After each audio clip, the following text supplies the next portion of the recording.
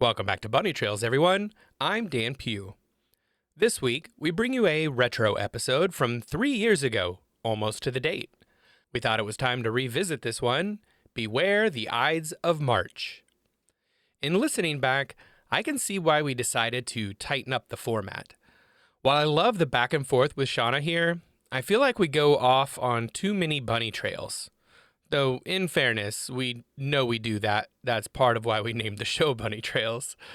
Still, I like to think we have taken the format and pruned some of the casual conversation, but not too much, and strengthened the cool knowledge that most of you are here for. Also, what Shauna and I are here for, frankly. Also, my thoughts on intellectual property, or IP, has evolved a little bit.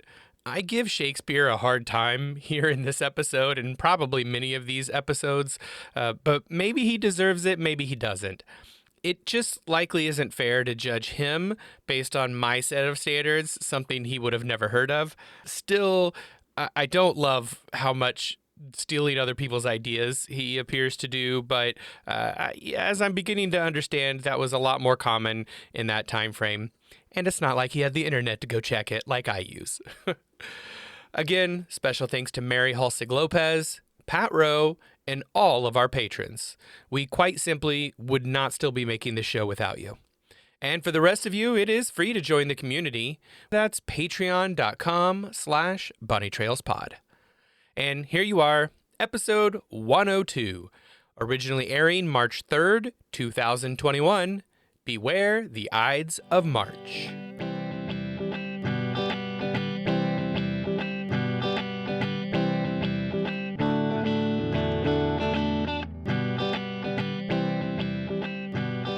Welcome to Bunny Trails, a whimsical adventure of idioms and other turns of phrase. I'm Shauna Harrison. And I'm Dan Pugh. Every week, we take an idiom or other turn of phrase and try to tell the story from its entry into the English language to how it's used today. This episode is airing on the 1st of March. March has always been among my favorite months because it marks the transition from winter to spring in the Northern Hemisphere, and that is where I've lived my entire life. And I love spring. It's the best. Well, I love spring and fall. I also like both of those months, and we live in Kansas where we get, a pretty good dose of each of those seasons, although not always in the season. But nonetheless, fall is nice, but it leads to colder weather. Whereas spring is nice and it leads to warmer weather, which is going to win out if you're going to put those two things up against each other. Okay, fair. Though my favorite holiday is Thanksgiving. In fact, it's the only holiday I celebrate. It's Thanksgiving, and that is my favorite because you get people together for food and fun and drinks and yada yada. So lots of fun there, but still not enough to make fall better than spring. But this week I want to look at Shakespeare's line, "Beware the Ides of March," and dive a little into that portent of death and doom while also figuring out what the heck is an Ide. So first up, "Beware the Ides of March" is a line from the Shakespeare play Julius Caesar. And Caesar was a real person, but more on that later. But for many, the popularity of this phrase comes from Shakespeare. And that is absolutely true. Shakespeare did not originate this phrase, but he definitely popularized it. But like so much of Shakespeare, he had quite the habit of using other people's work and passing it off as his own. Yeah. Citations were a thing back then, just not for Shakespeare, apparently. Yeah. How much of that was his personality, do you think? Because he was, trying to be funny and politically, he's trying to like make political statements, almost satire, but not quite, and like push the envelope. And so how much of that was him not thinking of it as like official works or something? That is a great question, but not one that I'm qualified to answer. Like there are some Shakespearean academics out there who could probably talk at length about that particular subject. There are probably annual debates about it, probably. Possibly, but all I see is a whole lot of intellectual property that Shakespeare stole and didn't give credit to other people about. But even Shakespeare, well, maybe Shakespeare was the only one who thought he would become as popular as he has. So let me talk about Gary Martin over at the phrases.org.uk site. And he says the first phrase of this was likely by English playwright and cleric Nicholas Udall, or possibly Udall. I don't know. I'm going to say Udall because we have a town south of Wichita called Udall, and that's Okay. how it's pronounced. So that's what I'm going to go with. And if I'm wrong, sorry about that. Nicholas Udall would later become the headmaster at Eton College. And so from Martin's site, and I will just quote a short paragraph here. Quote, in 1533, he published a textbook as a teaching aid for his scholars, Flowers for Latin speaking selected and gathered out of Terence. As the title suggests, Udall took examples from the works of Terence and translated them into English. One such text is, for Spurinna, being a soothsayer, had warned Caesar before to beware of the Ides of March, for he should be slain as that day, and so he was. End quote. So Martin goes on to note that Terence's original text does not include Beware the Ides of March, and this work by Udall was published 30 years before Shakespeare was even born. Okay, so this was truly Udall's usage of that phrase. He created it based on Terence's That terms. it does seem highly likely, and Shakespeare would have studied that Latin and likely came across it because it was an academic book, so he likely would have come across the phrase there. Now, that doesn't mean Shakespeare intentionally stole it, although the body of evidence doesn't really lean towards Shakespeare on that one, but there's a chance that he maybe he had read it there and was influenced by it and then thought he came up with it on his own, or maybe he really did come up with it on his own and just hadn't read this, but maybe he was he probably referencing did read something. this. Maybe it was popular at that time, and he was like trying to reference something that people would know. It That's could be, but it certainly wasn't interesting. written down as being popular at the time. So, Fair enough. Terence was a well known. It still is one of Yes. the original, just big name playwrights. So it's it would be surprising if Shakespeare wasn't aware of him and researched him some. Yes, either way, regardless of what Shakespeare's intention was, which is not the point of this episode, it absolutely was Udall that wrote it down first here. So boom, we've done it. Well, Gary Martin with assistance from Peter Lukacs from elizabethandrama.org did it, I guess. It's very rare that we can pinpoint probably the first time something was used, and I think that's a very interesting thing to be able to do with this. So good job to the phrases.org.uk team. So with the origin out of the way, what does it actually mean? All right, so the idea is that Julius Caesar, who was a Roman dictator who is credited with a critical role in bringing down the Roman Empire, is said to have been visited by a soothsayer, and a soothsayer is someone who can predict the future. The soothsayer tells him to beware the Ides of March because he will be killed on that day. So used figuratively, this means a warning of something to come. It is just used as that kind of warning, and oftentimes has been shortened now. Instead of saying beware the Ides of March, someone might say, oh, it's the Ides of March, and mean that, oh, this is a dark and gloomy day because of it being the Ides of March. But as we will see, there's nothing dark or gloomy really about the Ides of any month, and every month has them. But why would the soothsayer mention the Ides of March? Perhaps they were a true soothsayer and had seen the future. Perhaps they were in on the plan. Oh, I know, a little bit of dastardliness there. that's some conspiracy theory going on. We're going to see some more of those coming with the Ides of March. Spoiler alert in the 1800s. But perhaps it was just a reasonable guess, given this information from History.com. Quote, if you look through history, you can certainly find enough horrible things that happened on March 15th. But is it a case of life imitating art or art imitating life? Perhaps it was Julius Caesar himself who caused all the drama. After all, he is the one who uprooted Rome's New Year's celebration from their traditional March 15th date to January, just 2 years before he was betrayed and butchered by members of the Roman Senate. End quote. Wow. So, yeah, I mean, the Ides of March would have been a popular and enjoyable day to celebrate the new year, which, as most people are familiar, and I alluded to at the beginning of the episode, is the time that we celebrate rebirth and renewal of life, and coming out of the colder winter months in the northern hemisphere and moving into the warmer months and starting the planting the seeds and beginning, all of these different things that are associated with rebirth and rejuvenation. Yeah. And so he moved that celebration from March 15th, the Ides of March, to be done in January. All right, so now we know its likely origin and how it was used by Udall, and how Shakespeare took the line and popularized it for all of the world. But it wouldn't be Bunny Trails fashion to leave you without some examples in everyday life. So I wanted to pull up a couple so that you could get those a little bit. All right. All right, this one comes to us from the Richmond Enquirer, February 18th, 1834. And it is an open letter to the President of the United States, Andrew Jackson, telling him that he will be assassinated in about 1 month's time. Wow. Yeah, apparently you could publish things in newspapers back then that you can't do now. You can't even say it now. Right? All right, this is to Andrew Jackson, President of the United States. Sir, this is to inform you that I, one of a number of young men in this city who have conspired your death, unknown to my colleagues, write this to warn you of the plot, not from any intention to benefit you thereby, but solely for the good of my country. A step which, influenced as we are by sentiments of pure patriotism, myself and associates have deemed advisable for the welfare of our much abused country.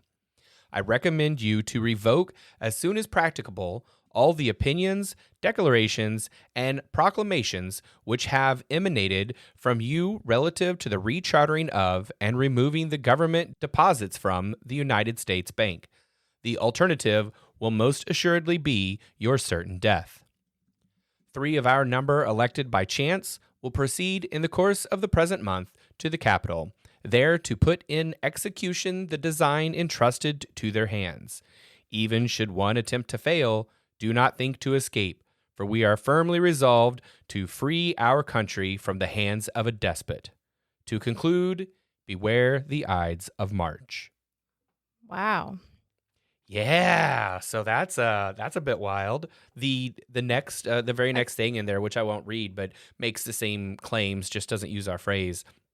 That is from someone who is a supporter of the president, and begins with, "I'm very sorry to inform you that if the deposits are not replaced and the Bank of the United States is not rechartered by the 4th of March, next you will be a dead man by the 15th day of March." Wow. Oh my Yeah, goodness. and it's signed your humble servant, and so I mean this is Anyway, I mean people post this kind of stuff on social media now, but. Yeah, I mean, this definitely is keeping in the concept of dire warnings and omens between this, but I always find it fascinating when we look at things that are put in newspapers, and if you have not, just as an aside, if you have not looked at chroniclingamerica.org, and that is the Library of Congress's microfilm site where they have chronicled loads of newspapers from, I think, 1776 until 1963. And there are just tons and tons of old newspapers there that it's a searchable database. You can go in and look for phrases or words or how things were used. And it is an absolute fascinating look into what life would have been like back in some of those times. And to see frequently in our research, Shauna and I come across things that are with newspapers being used like Facebook or Twitter or something would be used. And it is fascinating to me to think of how many times I've heard someone say, well, our country's just gone to heck in a handbasket, or our country's just, it's just become so much more evil or so much more problematic, or, this isn't who we used to be, or this isn't who we are. Except according to our historical record, this is exactly who we have always been and continue to be. Yes. With relation to our violent tendencies, with relation to our rampant discrimination against numerous people in the country. I mean, the historical evidence is overwhelming. Yeah. That not only is this who we are, this has always been who we as Americans are and have been. I think that speaks, though, to there's this continual drive to, even though for some reason we think that we're trying to get back to a thing that we were previously or had previously, there's still a drive to better ourselves and our country. And so I think that's that's a positive, in a way. It's just like you can't, as soon as people are content, then things will stop changing. So we don't want people to be okay with how we are, right? But yeah. What I thought of though while you were reading this is a quote by Dean Winchester, a character in Supernatural. Oh, okay. And there was an episode, they fought angels and demons. I mean, there's a whole big thing. But there was one episode where he said, God save us from half the people who think they're doing God's work. And that's brilliant. yeah, I don't know if he was quoting something else. But it's stuck in my head for a long time, and I think sometimes in the U.S., unfortunately, we could say the same thing about those who believe that what they are doing is a patriotic act, and so that's kind of what popped into my head there. All right, so here's one from 1949, and this one plays tongue-in-cheek with the phrase in an advertisement for Pan Am's bargain fairs.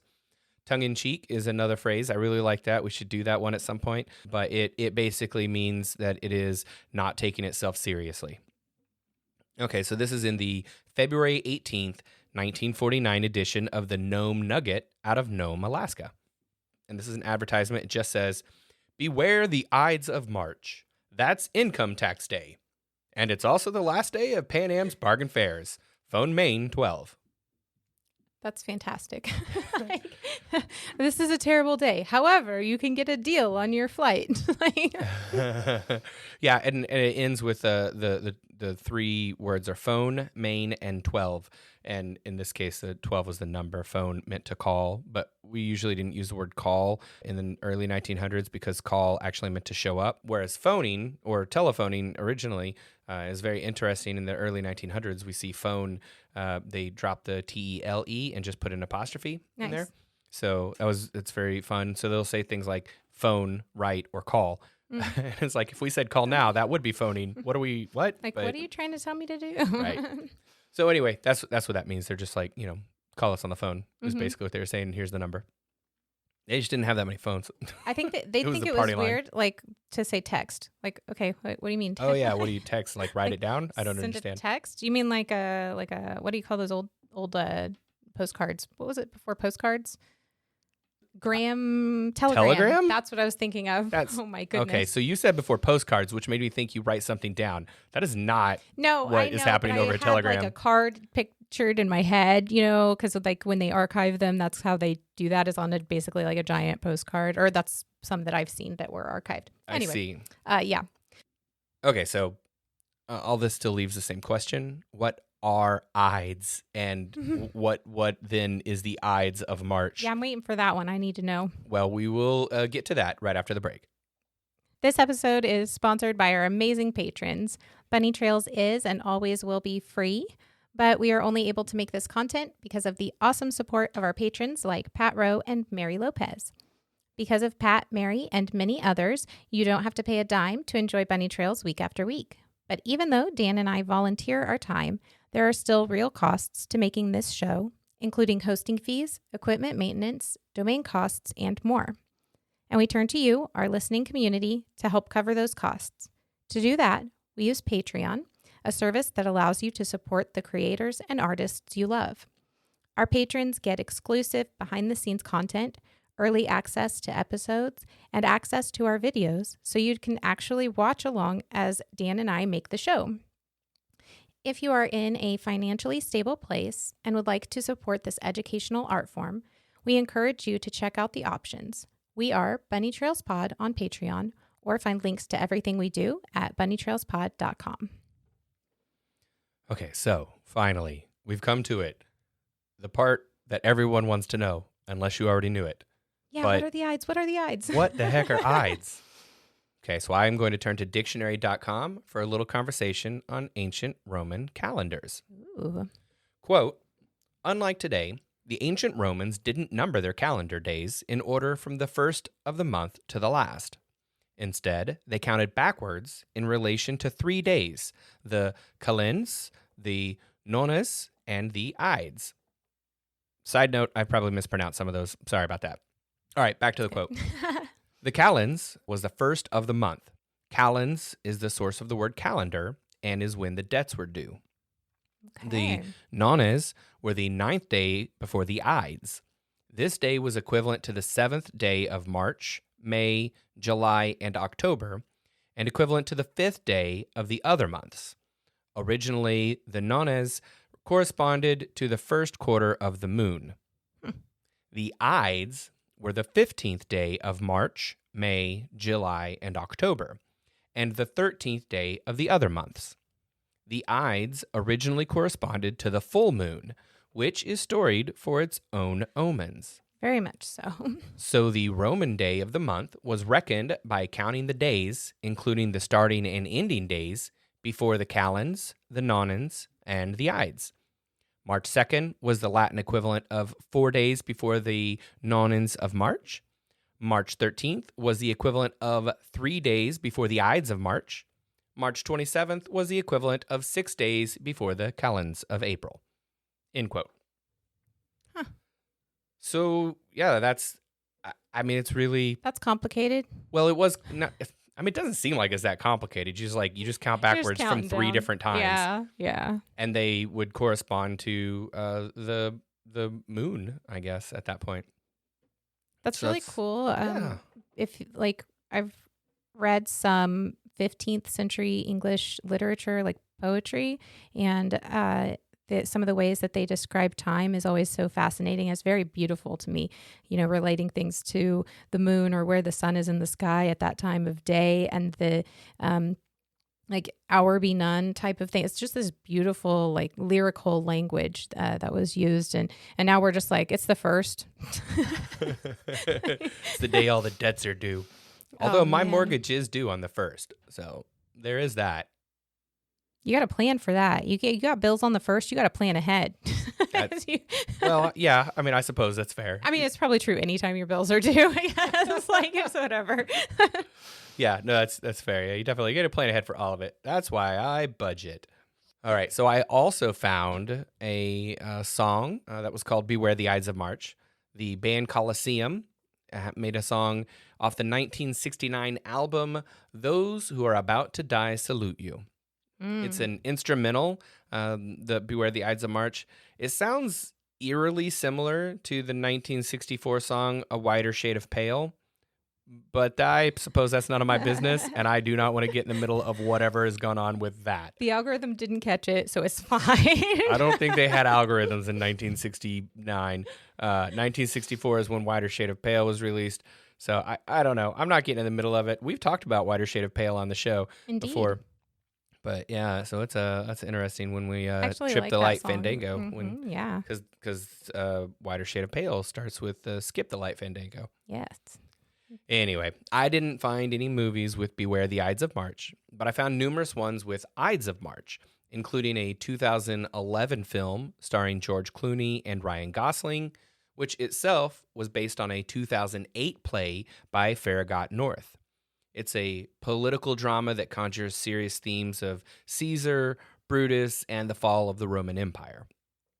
In it, Clooney plays a presidential candidate, and Gosling plays his either campaign manager or press manager, one of the two. But it definitely. I haven't seen it. I've read a couple of different things about it and read some reviews on it now, and it definitely looks like it harkens into that same kind of political drama that Julius Caesar's life seemed to be realistically of. It sounds really it's probably an intense movie. Or something kind of I don't know, very more emotional, because I feel those stories from the past of Caesar in particular are far more of an epic type of tale, as opposed to the politics that we experience today. But maybe that's just being removed from it by the time that's passed since then. But this sounds, I don't know, it sounds like it would be an interesting movie. I'm so out of the loop. I didn't even know that this was a thing. This movie existed. So I'm not sure that Gosling was a top billed person at this point in 2011. I don't know. I don't really know how his career has taken. Oh yeah, no, George Clooney was he was the lead, but I was just noting that I mentioned Ryan Gosling here because people will know who he is, but, maybe Gosling was not one of the top billed people. I had to read about it before I was like, oh, and Ryan Gosling is in it. What? Why isn't he mentioned? All right, this is another aside, so let's jump back into this. There is a 1948 novel called The Ides of March by Thornton Wilder. Wilder himself described it as, quote, a fantasia on certain events and persons of the last days of the Roman Republic. Historical reconstruction is not among the primary aims of this work, end quote. So, It's fantastic. so I get, there you go. It's a quite dramatized version of the fall of the Roman Empire. Yeah, I've seen that in other texts. The historical reconstruction is not among the primary aims of this work, or something along the, similar to that phrase. And I really appreciate that, because they're like, listen, we're not trying to be accurate. We're telling we're not covering a story. everything. We're telling a story. Right. It's one of those very, very, very loosely based on a true story. Right. Okay, and the last one I'll note is I found this book in the Shakespeare Approves book series, and it's called Julius Caesar, Beware the Ides of March of the Penguins. And it's by Dan Kostelic and illustrated by Todd Brugmans. It was published in 2019. Is this a heavily illustrated book? So kind of a... Yeah, so it's written kind of like a comic book or a graphic novel, Okay. but obviously it's written for kids, so Okay. maybe comic book is right. Yeah, I know that the so, community gets really grumpy about the use of comic book and graphic novel, and I don't mean to Yeah. be offensive. I'm just ignorant of the appropriate terms. I mean, the technical difference is the length. So a novel length is going to be a graphic novel, and a shorter Oh. book is going to be a comic, it's book. definitely a comic book. So, It's like 15 pages. Yeah, and or maybe even a comic style children's book. I mean, like some of those are just illustrated, but if it's got comic strips in it, that's the style of Yeah, I mean, it's illustration and definitely- writing. Then yes. yeah, Definitely those kind of 3 or 4 panels across kind of Mhm. thing. Yeah. yeah. I'm going to read the book synopsis here because it's great. Quote, Shakespeare's classic tale of death of Julius Caesar and the fall of the Roman Republic, but with more penguins. As originally depicted in the short play of the same name, Julius Caesar, Beware the Ides of the March of the Penguins, is based on Shakespeare's classic plays, but with lots of nerdy twists and turns. Shakespeare Approves takes the bard's works and brings them to life in new and inventive ways, in books, music, and at Renaissance fairs near you, end quote. Okay, that is fantastic. I have a friend whose kid, and he's in, I think, let's see, 3rd, 4th, 5th grade. So Wait, your friend is a kid who's in 3rd, 4th, 5th, My 6th friend grade? has a Or your kid. friend has a kid? Okay. My friend has a kid who's in 3rd, 4th, or 5th grade this year, and is obsessed with penguins. Just Oh. totally obsessed. This last Who year isn't, for though? Halloween, he wanted an astronaut costume, but he wanted to be a penguin astronaut. Oh, nice. And so yeah, my friend had to figure that one out. So That's he even sent her a link to the specific astronaut costume he wanted that he felt would work best to be a to penguin be a astronaut. penguin too. hmm So I don't want to spend too much time on this kid, but we could probably spend the whole rest of the episode on this. But well, all right. So did they end up with a penguin wearing an astronaut suit? Like, how did that go? Is it like Yeah, an it's astronaut suit that's basically- shaped like a penguin, so it looks like it's a penguin wearing an astronaut suit, or It's somewhere in between. So it's got a penguin-y vibe as a whole, right? But it's more of a penguin wearing an astronaut costume. oh, okay, Yeah. gotcha. So It's a human wearing a penguin wearing an astronaut. kinda, yeah. Although the way I said it just now really makes it Sounds dark really and dreary. weird. Oy. No, it was well done, and yeah, he's a creative kid. He's a writer himself, so maybe one day we'll be quoting him. Nice. All right. Well, there you go. If we, God willing, what is it? God willing, the creek don't rise. That's what they used to say where I'm from. Anyway, okay. I picked up this phrase because I was looking for spring idioms that we haven't already done because it's my favorite season, and it generally comes with warming temperatures, renewal and regrowth of the flowers and the trees. Those stupid like Bradford pears that smell like rotting stuff, but then they die off right after it freezes again. So then it's okay again. It's a return to my Zen activity of gardening and the promise of fun activities like kayaking and patio Yes. grilling and nature walks through Kansas's various sanctuaries and arboretums, all of that kind of stuff. And despite the doom-like portent that Beware the Ides of March brings, every month has an Ides, and there isn't really anything scary or deadly about them, except the fact that they happen to coincide with the full moon, which is its own other thing, but doesn't really seem to play in as much of a factor here. So like many times in my life, I am going to ignore Shakespeare on March 15th and rejoice in the beauty to come with spring on the horizon. And that's about all the time we have for today. Thanks again to our patrons for supporting the show. If you want to connect with us, the best place to do that is on our Patreon or on our Twitter. We are at Bunny Trails Pod on all of our social media accounts, but we are most active on Patreon and Twitter. So stop by and drop us a line. Also, I don't know if we've ever mentioned this on the show before, but on our website, we do have a P.O. Box listed. So if you've ever wanted to send something our way, you can use P.O. Box 1359, Derby, Kansas 67037. If you have a chance, leave us a review on your listening app of choice or head over to podchaser.com where you can leave a review for the show as a whole or individual episodes of the show. Thanks again for joining us. We'll talk to you again next week. And until then, remember, Words belong to their users.